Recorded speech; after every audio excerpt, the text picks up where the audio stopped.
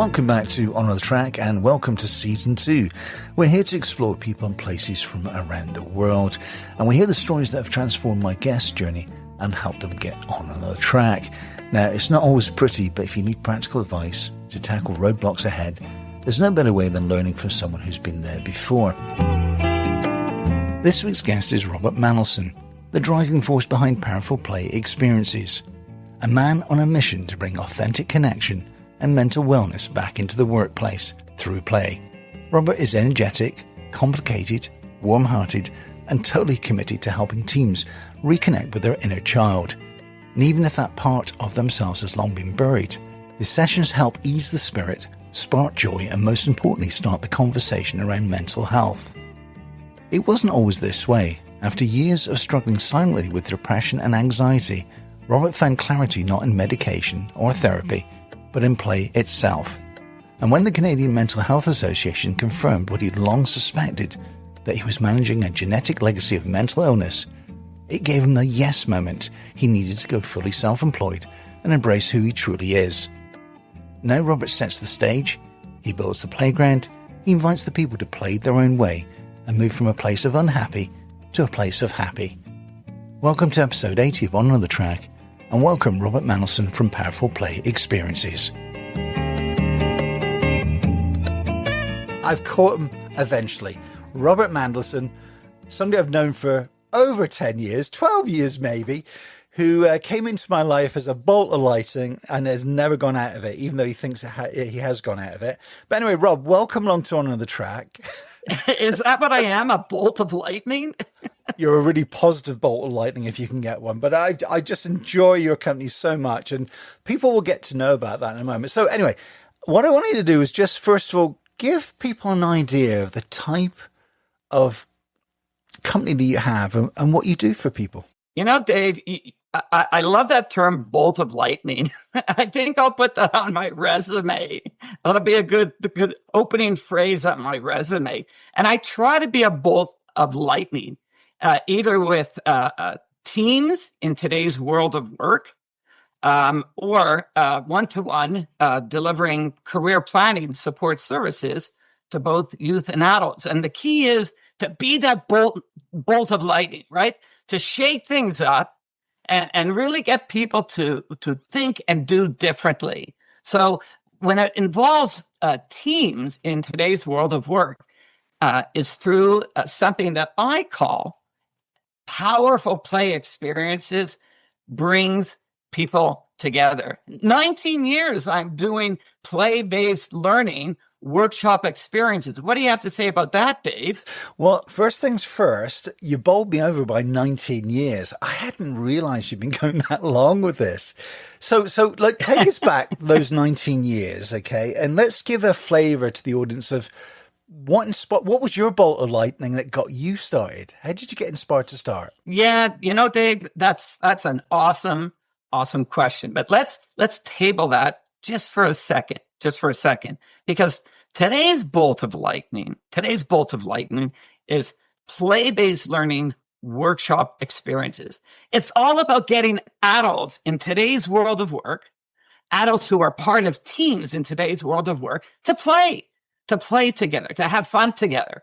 And that's one bolt of lightning. So there's no sit and listen, stand and deliver PowerPoint presentations. It's let's get people away from work and let's get them into a room and engage them in playful experiences. The second bolt of lightning in that context is let's start conversations about better mental health in the workplace. And play is a great opportunity to ease people's stressors, generally speaking, but to really set the tone for simple conversations about better mental health at work. Play eases the spirit. It eases the soul. It relaxes the soul. So I love to weave in conversations about better mental health in the workplace. What are your thoughts on that, Dave? Well, you know, actually, I love that expression there about play eases the soul. That really speaks to me because I get exactly what you mean, because you've only got to look at how children play, okay? And we forget about being children, okay?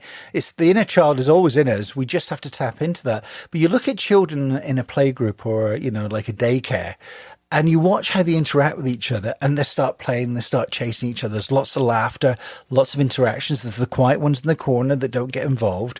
But the nice thing about it is tapping into that world of play and that inner sort of child and to the soul, it unleashes something in people, which is unbelievable. What have you discovered when you've done that with people? What's come to the fore? This is what I've discovered. And for those who are listening, our wonderful, wonderful audience members, those who are incredible followers of Dave's podcast. Can you read this, Dave? I'm holding up a sign for Dave. What does it say? Read this sign. Okay. So what I've got to do is I've got to move a few things here for a second. So bear with me a second.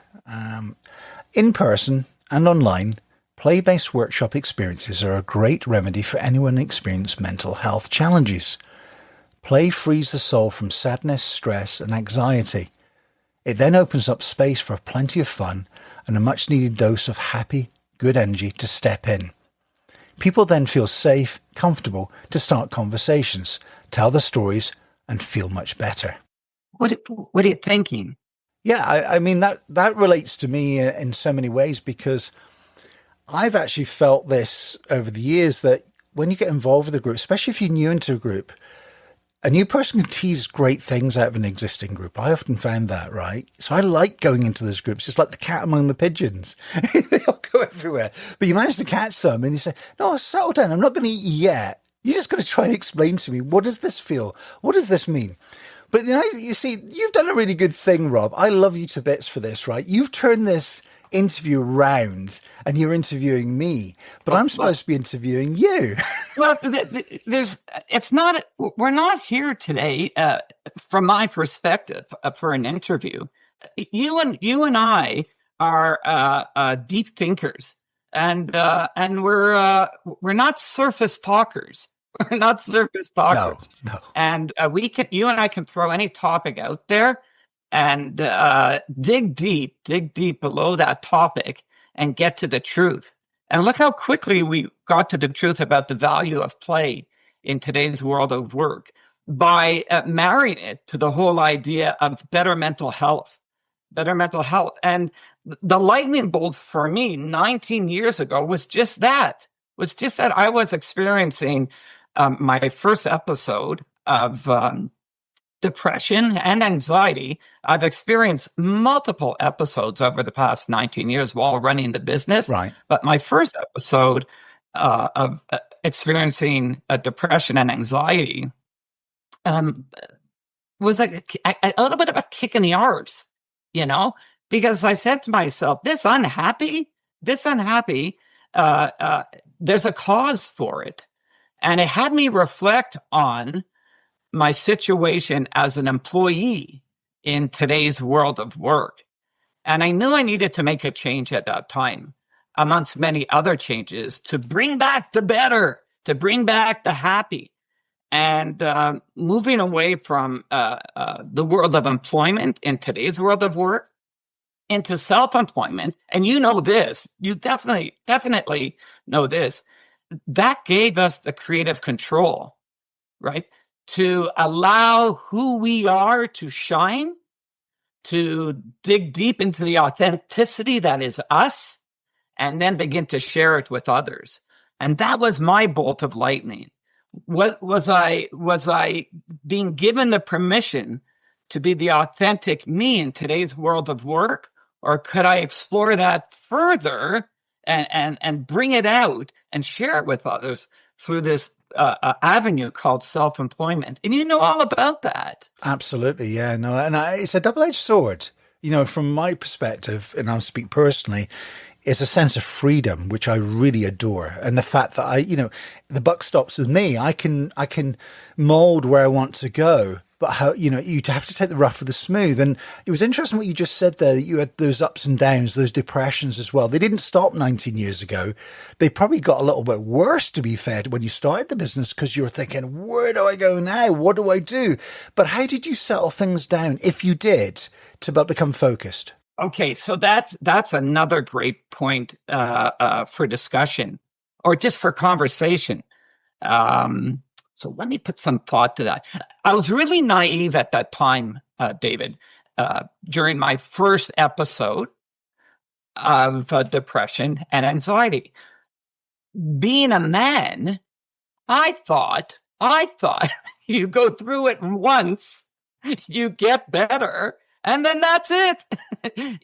Take the meds, feel better, see your psychologist, feel better, be cognizant of your diet and exercise, feel better, make connections, be social, get outside, go experience nature, feel better, and you're better. And no one told me that it's part of your it's part of your makeup. It's part of your gene pool, which then had me reflect upon my family history. And I started to chart out, because there's something interesting about people saying to me, no, it's part of who you are. It's take a look at your family history.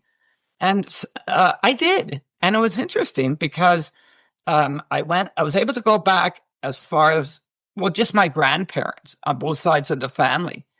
So I looked up grandparents, both of my parents, my siblings, and my niece, and plus aunts and uncles and cousins. And Dave, dead or alive, I counted no less than 17 to 20 family members who had lived with some type of mental illness. Holy, really? Yeah, well, it was that your expression is interesting. I didn't say like holy. It was almost here. It gave me the yes. It gave me the yes. I'm holding up a card for Dave right now, and it's a card that has the word yes, because it validated that I'm not crazy. All those old terminology. You're crazy. You're mentally retarded. You have mental retardation. You should be locked up in an insane asylum. But looking back on the stories, my parents and my grandparents and family stories, I said to myself, it's just me being me. It's just who I am. So weaving it into powerful play experiences to show the playful side of myself has been a great story, a great show and tell story for people in the workplace to get comfortable with their own daily mental health. You have an interesting look on your face. Yeah, well, because when I pick up on what people say, there's little things that come out which really pique my interest, because I'm one of those people that there's only 30% of us in this world, and you're one of them as well, that are really interested in people and what makes them tick and what their background is. Thank you. So I put as very much in the same mold. But one of the things that you said, which is really interesting, and that's why I went, whoa, holy, is were you convinced it was DNA and that DNA was going right the way through the family? Or do you think there was challenging circumstances and every person in your family had real challenges, and it was how they dealt with those challenges, which was really what happened? Either they got depressed or they got elated and they felt successful. Do you think it's more about circumstances a lot of the time and how you deal with those and your mental capacity to deal with that particular circumstance gives you the end result? Do you see where I'm coming from? It's more rather than a DNA thing. Is that another angle, do you think? Well, I should be paying you to be my psychologist. No, that was so articulate what you said, right? Our ability to manage the circumstances, right? That but accepting that there's going to be circumstances or situations that will require us to manage them. And I just want to say one thing about that word manage. And I think, I know that our generation used to use this phrase, I'm suffering from depression, or I'm suffering from mental illness. We would never use that term suffering today. Never use that term. In fact, a gentleman from the Canadian Mental Health Association of Alberta many years ago taught me the phrase, no, Rob, you're living with and managing. You're living with and managing depression and anxiety. And that changed everything. The circumstances and the situations of my parents' life, there was no blame anymore, right? I couldn't just blame it. I wasn't blaming it on DNA anymore. They were doing their best to live with and manage the circumstances in their life as I'm doing with myself today. So you'll never hear me say what my parents and grandparents said, suffering from. Today, we want people to demonstrate that there's hope. There's hope for change. Things will get better. And through acknowledging that you're living with and managing your circumstances. What are you thinking of? No, I love that. And it's interesting when you talk about our generation, we're I don't know your exact age. I just turned 60, but I was the baby boomers, the last of the baby boomers. And, kids back in the 60s, you were seen and not heard. And if you said something out of order, it was a clip round the ear. You just accepted that was the status quo. And you had to respect that. But what was interesting, though, I used to listen to my mum, and she was never really a depressive sort of person, nor am I generally. I'm very lucky. But she used to say occasionally, I just feel a bit blue today. It was that kind of an off color. Yes. And for me, that was a great expression because you related it to a tangible, something tangible, Yes. the blue. I'm not yellow today. I'm not feeling like the sun. I'm feeling a bit blue. But what was lovely about it was because of the culture that we came from, the Scottish, Celtic, Irish culture, there's very much large extended families. So if you were feeling a little bit off color, there's another expression. You went to see Auntie Betty round the corner or Uncle Bill down the road, or, he was an alcoholic and Auntie Betty was like a manic depressive. But between the two extremes, you got some support, even just, even just to explain, somebody's annoying me today, Auntie Betty, I can't get my head around it. But, and then you would get this reflection going on. So the point I'm trying to make really is, let me just politely interrupt that. Okay, go ahead. I'm going to hold up another card for Dave and just tell me the two words that are on the card. You matter. And that's what I heard in your story about your mom. She recognized, maybe didn't have the language or the words, but she knew she mattered. And her way of living with and managing the blues was to turn to trusted family members who she felt secure and safe with for something that we call the conversation. The conversation. Your mother was ahead of her time, Dave. She knew. Oh, yes. Yeah, it's awesome. She knew how to start the conversation when it came to mental health challenges. And she didn't even have to have the formal language. Whatever language worked for her stuck with you. And it sounds like it was kind of a light and fluffy language. So all the power to her. And she knew the power of starting the conversation and seeking trusted and safe and secure family members to engage in the conversation to help her better live with and manage the blues. Man, she was way ahead of her time. She mattered. She totally mattered. I love that, Rob, because she only just passed away a year ago. She got to just at near 81, right? And she'll be listening right now, and she'll just have a big smile on her face because she did okay. She did all right. She figured out the roadmap and what her options were when she came to the Y junction, the split in the road, and she could take a left or a right, but she had a choice, and she knew she had a choice, and she managed that really, really well. And she wasn't a depressive in any way, which was interesting. We were very lucky. In a lot of our family, there's not a lot of depression, thank God, but she managed it amazingly. And that's the depression could be depression is diagnosed, right? And you're not telling me that she had a diagnosis, right? But she was in a place of unhappy, And that's a word I love to use, just unhappy. Everybody wants more happy, Dave. Everybody wants more happy. Everybody wants to move towards more happy. And your mom, here's another example of how she was way ahead of her time. I love that comment you made about her being at the junction. Did you say? She knew junction. She knew which track to be on, which is kind of like the name of your podcast, On Track. Yeah.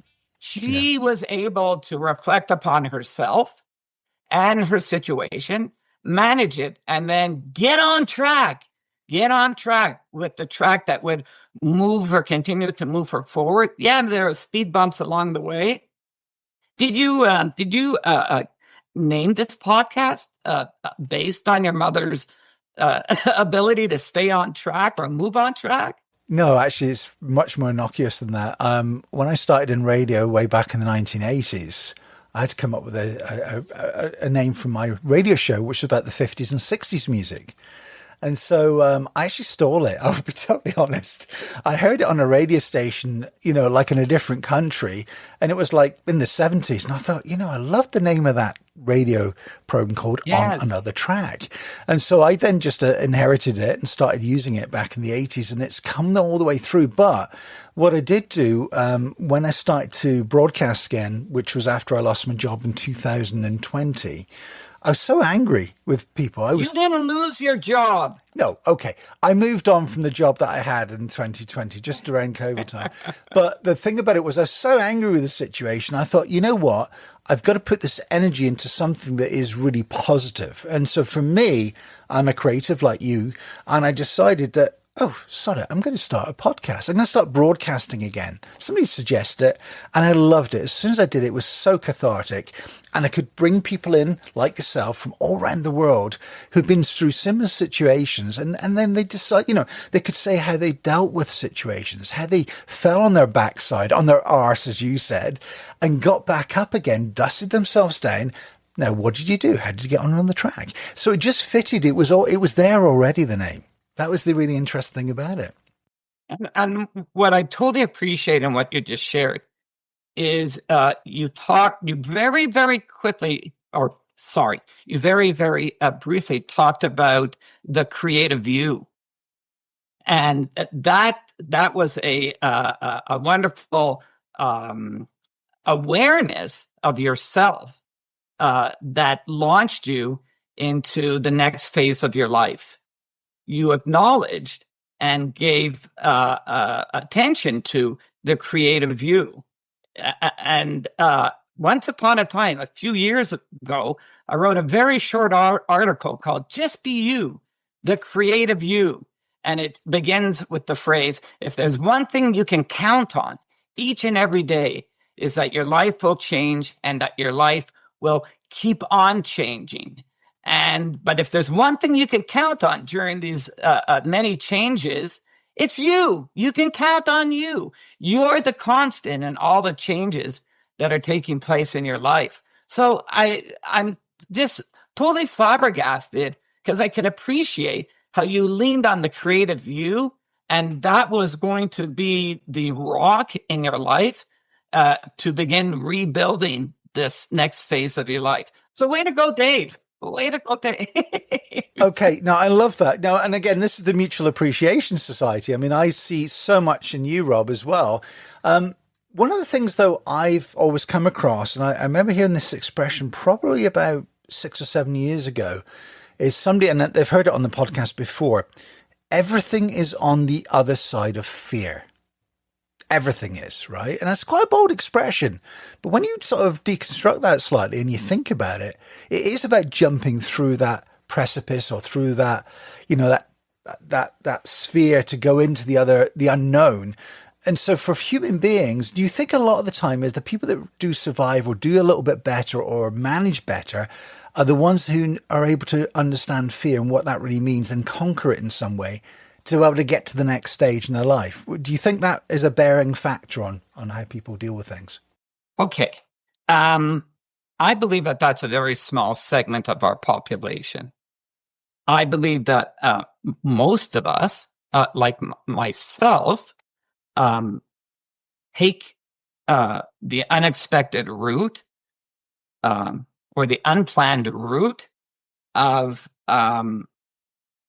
finding a way to get comfortable with one's own vulnerability. Because I believe that getting comfortable with one's own vulnerability is the first step to getting over fear. So I don't fully believe that the action of getting over fear is the first step. I think a small segment of our population excel at that, but I believe most of us find ourselves in a place of vulnerability and may not use that word initially, but when they get comfort, when they're aware of it, and then acknowledge it, and then can talk about it, now they're prepared to get through, get over, get under fear. And I'm still living that today. Powerful play experiences as a play-based learning, team building, workshop experience.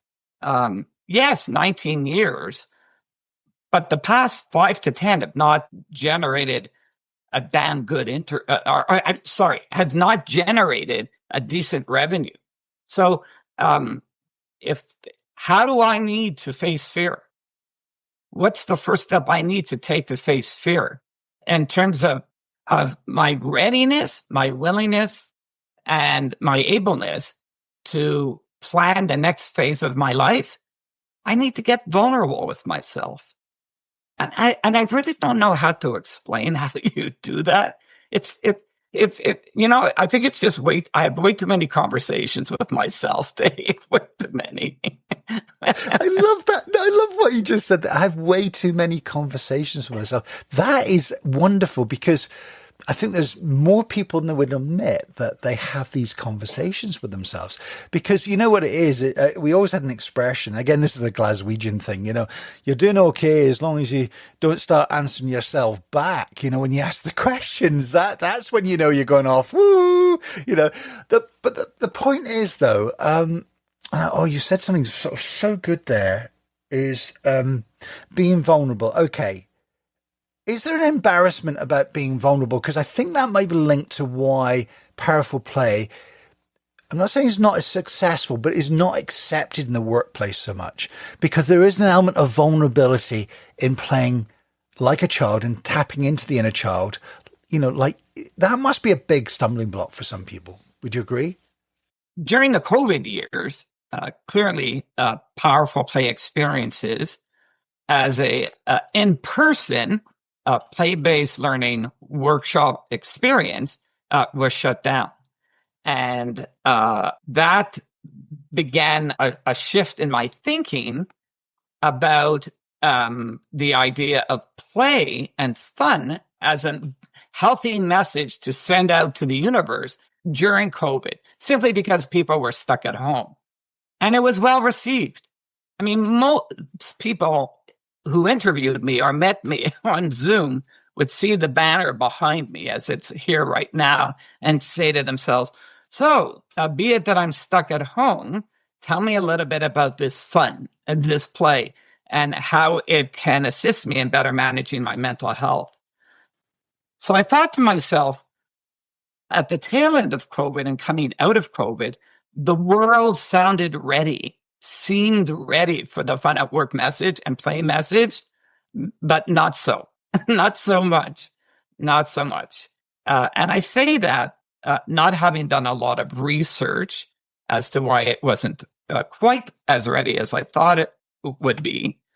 But I think you hit the nail on the head.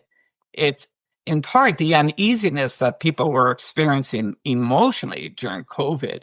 People coming out of COVID and people returning to work or hybrid movement, people weren't quite ready for more uneasiness, more uncomfortableness, and people wanted a little more security, a little more certainty. It's my sense, again, not having done a lot of research, But I think presenters who delivered PowerPoint presentations and such, who delivered lots and lots of content, were able to secure much more work than I was, because people were looking for information. People were looking for the truth. People are looking for data. People are looking for resources. People weren't necessarily looking for an opportunity to play with their coworkers at work who maybe they haven't been on site with for many, many years. So it's interesting. It's interesting how you and I believe in the value of fun and play as a mental health strategy. But the but is maybe it's not quite there yet. And that's a really good point you make, is that, you're dealing with people who you see a lot of your working life. I mean, they're the people you meet every day you go into the office, but they're not necessarily the people you would aim to spend time with, right? And that's a bit of a kind of balancing act, isn't it? That you're becoming vulnerable in front of people who maybe don't respect you at work, or you don't respect them. So there's those dynamics that are going on as well. So how do you wrestle with that? Like you say, it's quite difficult. And like you say, people are looking for information. Is it about a reject then, in your own mind? I mean, it's a two-part question. So let's talk about the relationships at work and how can you bridge those, in terms of play? Well, it's not my responsibility, David. I don't. I see myself as a facilitator of play versus a leader of play experiences. So if I can set up the playground, and I use that term to suggest setting up the conference room, at a hotel, or maybe setting up some open office space in a particular office building, or maybe setting up the space in a daycare for the staff to come play in their workshop together. I set it up so much that it looks like a playground. So there's lots of toys and things to get your hands on, right? No, there's no slide projector. There's nothing that looks like a PowerPoint. And my role is to invite people to play their own way, And so there's no one way to play in the playground. You need to figure that out for yourself. And I'm just a facilitator of the activities.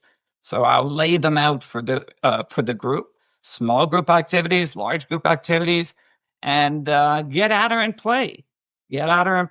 And let them figure that out on their own. There's usually a look of fear at the front end of the play experience, because they don't see rows and rows of chairs with a PowerPoint presentation.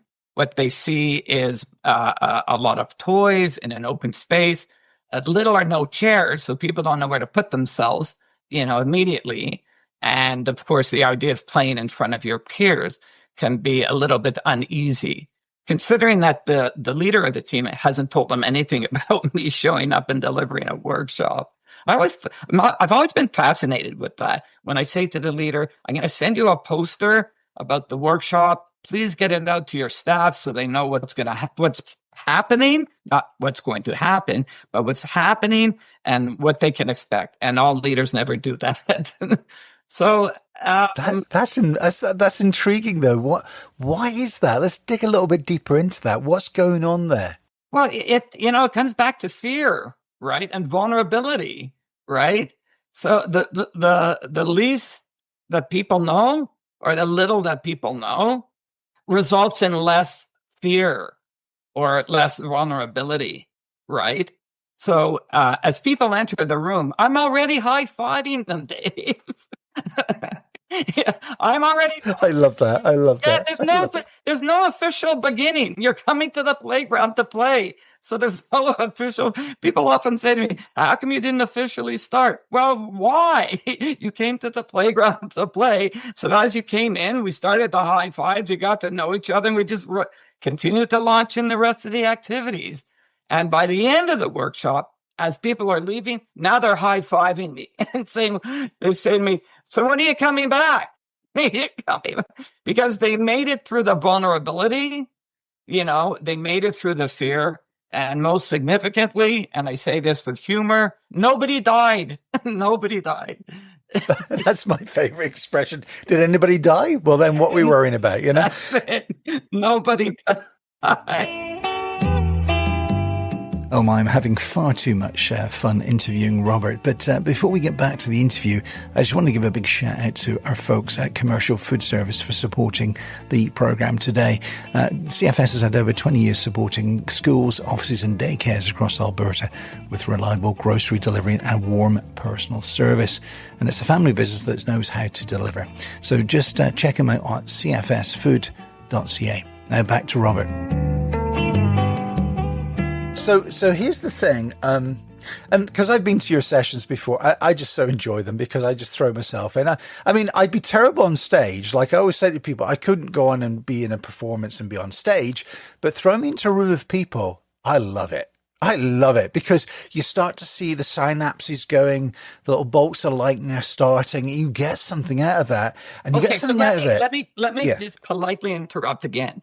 So powerful play experiences is structured for folks like you and I who love to be around people and love to make connections and get that lightning bolt struck, right?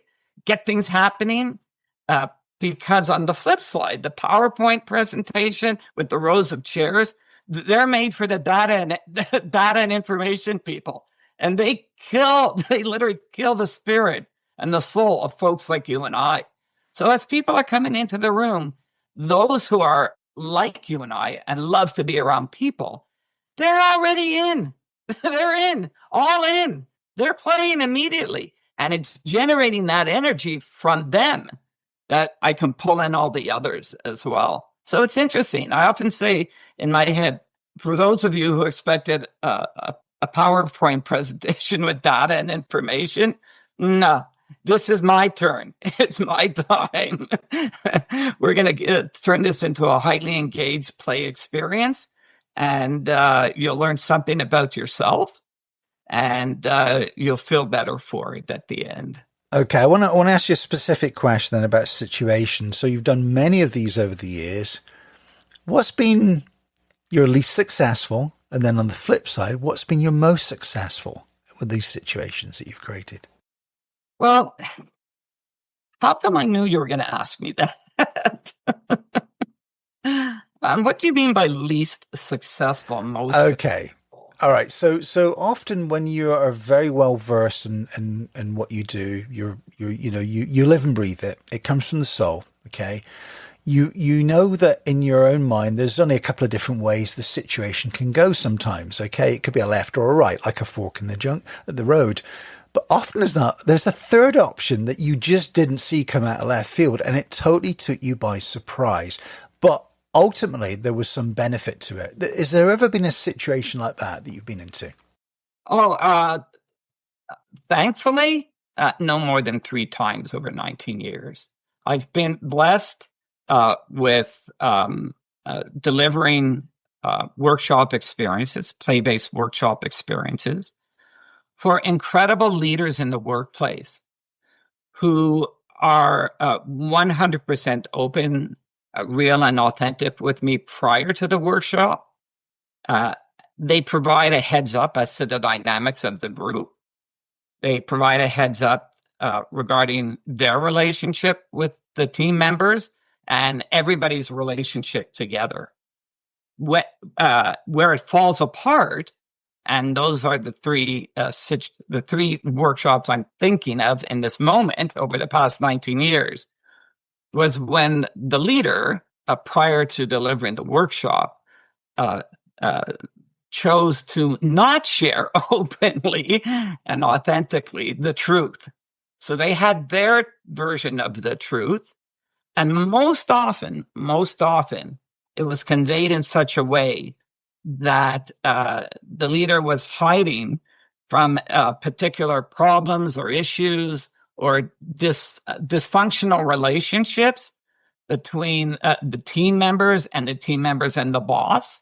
And I showed up with a completely different script, a completely different idea. But you pick up on it really quickly. It takes no more than an hour, and the truth shows up right in front of you. And I remember one situation, and this was with a group of teachers, and I stopped the workshop, at about the 1 hour point, just out of the blue. And what came to mind is something like this. I brought forward this thought to them that every child who comes to your school, you are instilling a message in them to be real, to be you, to be authentic, to be courageous in when it comes to fear, right? To be courageous when it comes to differences amongst the cultures, the ethnicities, the languages of the other students, right? So I looked at the group and I said, how come that doesn't apply to you? How come that doesn't apply to the teachers in the room? I would so want to be a fly in the wall at that point. Oh my goodness. And then I said, okay, let's take a 10-minute break. I know we're laughing now. We're laughing now, right? Yeah. But 10 minutes later, nothing needed to be said anymore. Interesting. Because they got it. They got it. I had a similar situation as well. I was doing a PowerPoint presentation, but I was doing one where it was a couple of visuals, a video, and it was a Monty Python sketch. It was that type of thing, right? So I'm basically trying to get people to laugh. It's when you warm up a crowd, And we had 3 groups. There was the first group who were great. They responded as I expected. And then the second group, complete blank faces, like, holy mackerel, this did not go to plan. And like you, I was open enough to sense it and figure out there's something not clicking here. What is it? And I don't know about you. I tend to be the kid that, pulls the rock up and the snake's under there. You know what I mean? And I then kick the snake out the way and I said, right, we've got under the rock. What the hell's happening, right? Where's the snake come from? He's away at the moment, so don't fear him. So I was very much, okay, guys, this is not going to plan. What's going on? And there was silence, like absolute silence, right? And I love that because the longer the silence, the more that somebody feels they have to speak, right? And eventually somebody popped up and said, we've heard all this before. All this BS before, And it was really interesting because the boss that employed me to do the presentation is sitting right next to me. And I said, you know what? I said, I admire the fact that you're honest about it. And you said what you said, because that's the start of something. That's the start of a conversation. Exactly. That we can all have. Exactly. Yeah. And there's that phrase again. Everything starts with a conversation. That was behind everything that you were doing that morning. Yeah. But they decided to not start the conversation. And you decided to start the conversation and ask the question and have that dead air, that moment of reflection for everyone and allow them to own it. Yeah. I thought. Yeah. Go ahead. Sorry, go ahead. No, I was just going to say it's a great feeling as a presenter or somebody who is an engager like you, right?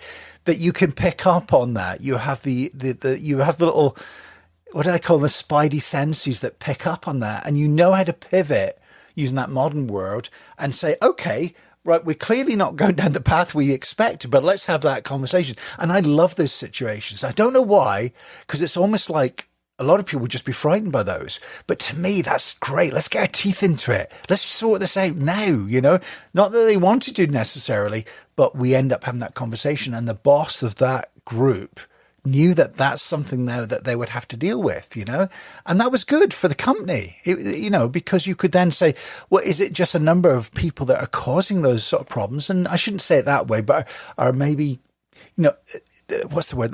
There's no oil that's greasing the rails. There's something going on, and you need to figure that out before you even move to what we're talking about. And it's that basic. People like you and I and others in this facilitative or speaking role, we're not paid anywhere close to what we really should be paid for that spidey sense, that intuitiveness, that intuitive skill to be able to read what's in front of you. What's brought me most joy over the past 19 years, what's brought me the most joy, the most success, is the field of childcare. So daycares in and around the city of Edmonton and throughout Alberta have been my number one client for 19 years. Wow. Daycare staff get it. They get play. They play with kids. So when I began introducing powerful play experiences as a play-based workshop experience, play-based learning workshop experience for the staff, they were excited. Wow, the kids go home at the end of the day, and now we get to play with the staff, our coworkers. This is amazing. And for 19 years, the field, sector, or industry that has called me and booked me the most is the field of childcare.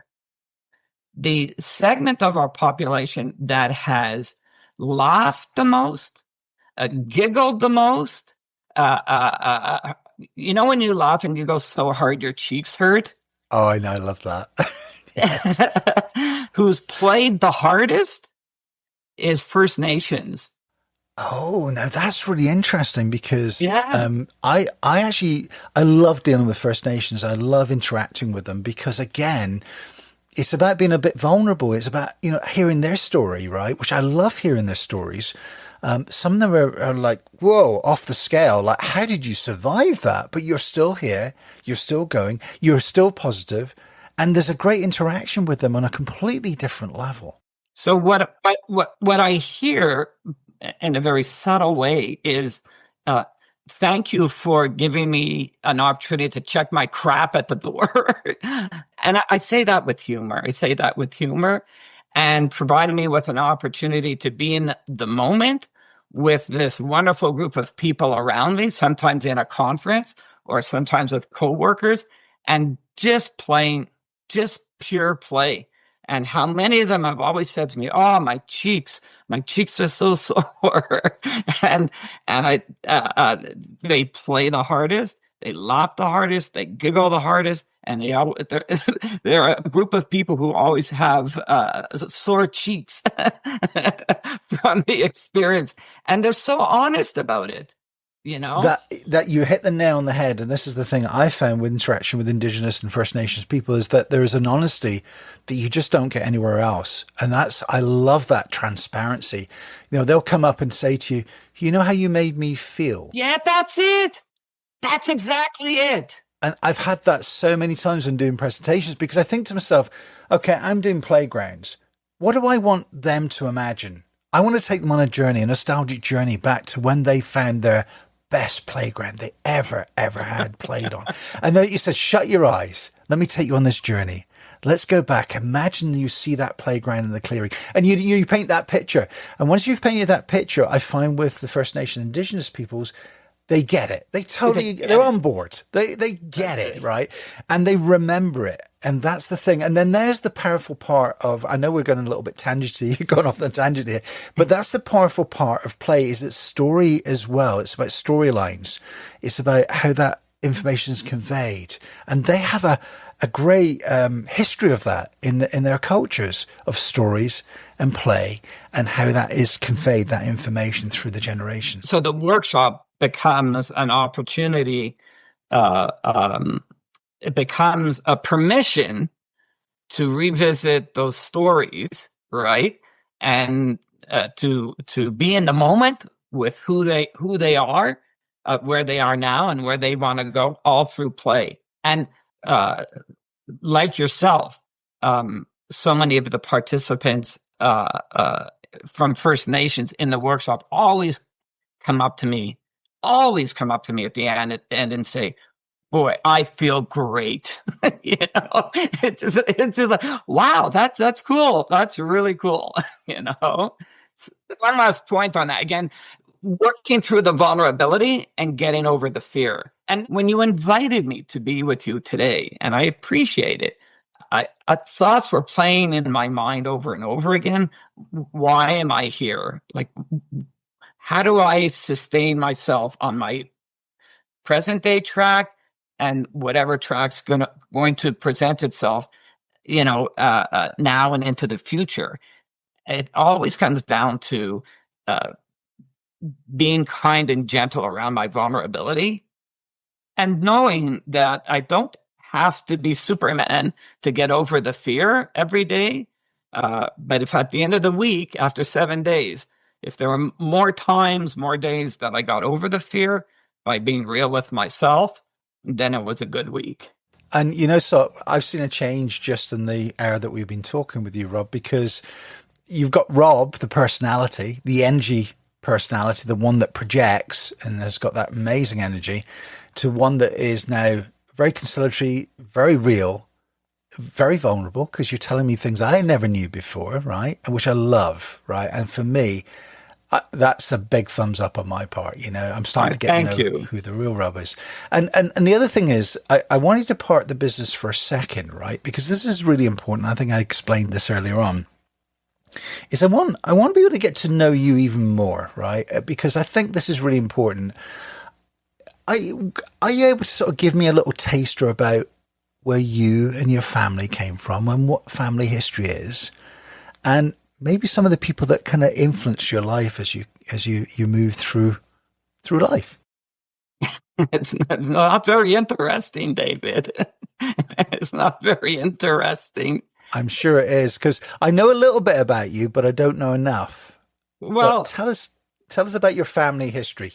Well, what would be interesting to share? Okay, I'll give you a pointer, right? Okay. Would that be helpful, right? Okay. So I love finding out where people originally came from. So from what I gather, I think you've got a Jewish family culture. Is that correct? Is that where your family's originally from? Is that okay? No, not at all. I wasn't sure, because I did hear it on another podcast, but they didn't go into any depth. No. So I'd love to know kind of where the family was. It European Jewish culture that came to the United States, came up into Canada. Give us a feel, give us a flavor. It's only in the past 3 years that I started the journey to figure that out. A very good friend of mine in Ontario is an expert at that kind of thing, genealogy. And on my father's side, roots go back to Romania. And I believe on my mother's side, roots go back to, I think, somewhere in Russia. And that's as interesting as it gets at the moment. The Jewish part of me, if you would ever have a conversation with a Jewish person, the typical Jew would see themselves as a Jewish person, right? Versus my religion is Judaism, right? And I'm a little bit different that way. I see myself as a person, as a Canadian, who, by the way, my religion is Judaism. That doesn't dismiss the fact that I'm a Jewish man, but I lead with I'm a Canadian first. And by the way, I'm Jewish, and I use the term I'm a little bit Jewish, which my good friend Jim always chuckles at. I can imagine, yeah. Because he says, I don't think that's an official term, Rob. Just a little bit Jewish. And what do you exactly mean by that? A flavor, a hint there, maybe something there, an essence. Prior to marrying my wife Sharon, who's Catholic, the women that I dated were not Jewish. My sister's second husband was not Jewish. And my brother's wife, she's not Jewish either.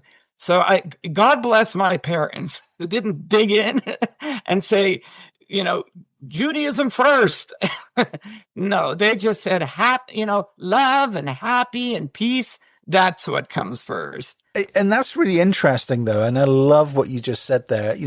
Canadian first, with that kind of nice smattering of Judaism in there. Your wife, Canadian first. There's the Catholic element. I'm a Brit and a Canadian with a bit of Protestant going in there. Yeah, that's it. That's at Christmas time is fun around here. Sharon loves to bring out the menorah and light the candles. it's only since I first met Sharon many years ago that I've had a chance to put up the Christmas decorations. And, Seriously? yeah, well, it's a Christmas, the Christmas tree and Christmas decorations. That's a non-Jewish holiday. So I love to put up the Christmas lights on our home. She gets out the Christmas tree, and together we put on the decorations. And she loves to light the menorah and bring out the prayer book. And so it's kind of a nice blend of both. And I love it. I love it. And I think that's what I love about Canada. That's what I noticed when I moved here 15 years ago, was culturally, there's a real mix here. We're all in the same boat, right? We all came here to do something with our lives, be it our family or our parents or grandparents. One thing I'd like to ask, and again, you say it's not very interesting. I told you it wasn't going to be very interesting. Hold a second, though. Hold a second. Okay. Is this the last question, by the way? No. No, unless you've got to go. I mean, wow, 15 we've more been minutes. at this for how long now? I don't think I can think anymore. An hour and 10 minutes. But here's the thing. So who was it that came across to Canada? Have you ever dug down into that sort of history to find out, was it grandpa, great-grandpa, or great-grandma? Well, what's the family history about how you guys arrived here? Do you know? Okay, so that's a little bit interesting in itself. My father's birth father, who I never met, my father's birth father was killed in a car accident in Montreal when my father was about 15 years old. So my father's birth father, he was adopted by the Manolson family. And now the storyline looks something like this, that the Schleifer family had so many children, they couldn't feed all of them. But the Manolsons were in the Jewish community and adopted my father's birth father. So in a sense, I'm really a Schleifer, not a Manolson. There you go, eh? Yeah, the research shows that my father's birth father's family, like the Schleifer family, came from Romania. And so did the Manolsons. So there's a connection in Romania of them being in the community together and coming together to Canada. So it was a natural sort of handoff that the Schleifers asked the Manolson family to raise my father's birth father. And so that's the story we're trying to dig into a bit deeper.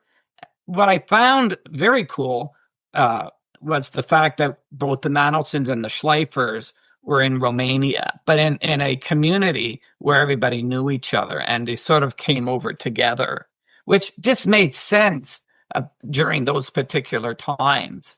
So incredible. Yeah. So there you are. You have got an interest in family history. I would never have known that about you. That's incredible. So I know that you said they came to Montreal originally. That's where the families came in. And then How did they migrate over to Alberta? Or are you one of the few lines of the family have left, sort of Montreal? Why did everybody leave the friendly confines of a Jewish community in Montreal? We often ask ourselves that very question. This is it. But it'd be interesting. So when did that happen? Yeah, well, my sister, many years ago, there's my sister Wendy. I'm the middle child, and then my younger brother Gregory. Wendy was the first to move to Alberta many years ago. After she and her then Jewish husband were married in Montreal, and they wanted to come out west when the Alberta boom was taking place. So they set up roots here in Edmonton. And when her husband at that time passed away at a very, very, very young age, and this was around 1984, 85. So Wendy's husband passed away suddenly at a very young age. I contacted, Wendy flew Brian's body home to Montreal, and I welcomed her at the airport with our family. And I said, look, if you need me to move to Edmonton to be there for you, I'll pack up all my stuff, all my furniture in my apartment, and I'll come out west. And I want to work at West Edmonton Mall. I said to her, I want to work at West Edmonton Mall. I want to run the rides at the ride park. I love it. I love it. No surprise. No surprise. No surprise. I was the only ride operator at was then called Fantasyland. Today it's called Galaxyland at West Edmonton Mall. I was the only ride operator with a college diploma and a university degree. Oh my, that is so fun. But here's the interesting thing, and I know you're telling your story. It's amazing some of those jobs that you do like that you most enjoy. You know, it's the interaction with people. You know, my favorite was driving a yellow school bus for 6 months. I loved it. You know, anyway, carry on with the story. So you got here, you were doing the rides at Fantasyland and doing the rides at Fantasyland, the world's largest indoor ride park with the world's largest indoor roller coaster at that time. And there's a cute little girl. There's a cute lady also running rides, no more than 4'10", 4'9", 90 pounds wet, you know. And she comes from small town Saskatchewan and small town Alberta, and I fall in love with her. Oh man, that's just a great story. So see, you are interesting. I mean, come on, you know. Nobody's ever asked me this question. This is just off the cuff. Nobody has ever asked me so tell me about your family. Nobody. I told you when you come on another track with me, it's like the psychiatrist's couch. Yes. I have nothing prepared. What do I say? I love you, Rob. I love you so much, man. You're so good. So, okay, just to sort of round that off nicely. So you met, obviously got married, got together and everything like that. And so in terms of your job, you obviously progressed from doing the rides, which were great fun. How did you get into an allied industry very similar to what you're doing now in many ways, or was it completely different? No, I have this interesting ability, which is most often unconscious to me, to secure work that allows me to be me and use my most favorite skills. So clearly I have high interest in the work, and the values align to my values, the work's values align to my personal values, and I get to use my best skills, my most favorite skills, which might not be skills of high competency, but at least I like to use them. I like to use them. And whether I've worked in the youth service, the field of youth services, whether I've worked in the field of parks and attractions, I guess, whether I've worked in the field of career development, whether I've worked in the field of entrepreneurship, I always stumble into or create opportunities that allow me to be me and use my most favorite skills, high interest, the values connect, personal and professional.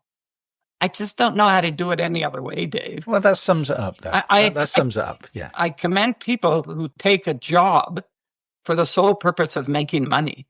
I just don't know how to do that. I don't. Because I turn away from your traditional job just for the purpose of making money, although you're not going to like the work or the job, but you do it because it's about earning a living.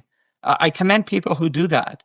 I haven't done that throughout my career, and I dig my heels in that this is the way it's always going to be. I'm exactly the same personality. I just do. I admire the people that can just work to earn money and to just get somewhere and pay the bills.